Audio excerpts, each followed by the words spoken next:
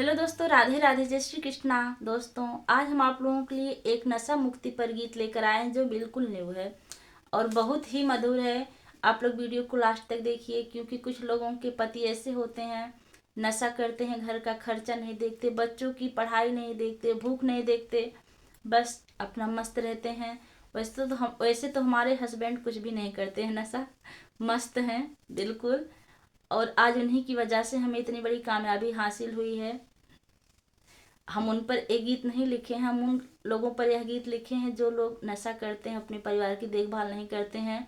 वो लोग इस गीत को एक बार जरूर सुने और अपने प्यारे प्यारे हाथों से लाइक जरूर कर दीजिएगा।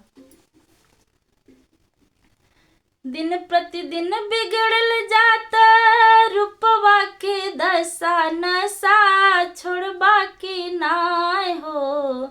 तोहरे फिक्रिये भैली गलल बतासा, नशा छोड़बा के नाय हो।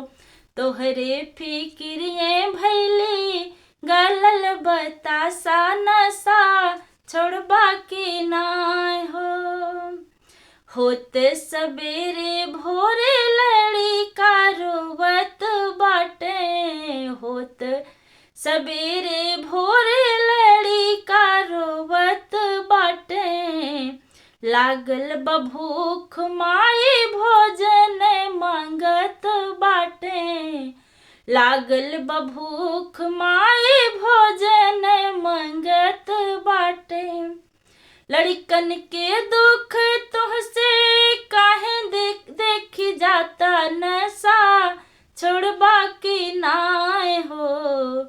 लड़कन के दुख तुहका काहे ना दिखाता, नशा छोड़बा के नाय हो। तोहरे फिक्रिये भैली गलल बतासा, नशा छोड़बा के नाय हो। तोहरे फिक्रिये भैली गलल बतासा, नशा छोड़बा के नाय हो। पाउडर या क्रीम सैया नाक के नथुनिया, पाउडर या क्रीम सैया नाक के नथुनिया।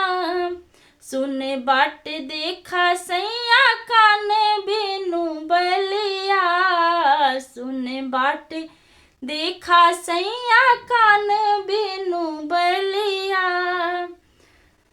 भीतर के आहक हमरे भीतर रही जात, नशा छोड़बा के नाय हो। भीतर के शौक हमारे भीतर रही जात, नशा छोड़बा के नाय हो। तोहरे फिक्रिये भैली गलल बतासा, नशा छोड़बा के नाय हो। तोहरे फिक्रिये भैली गलल बतासा,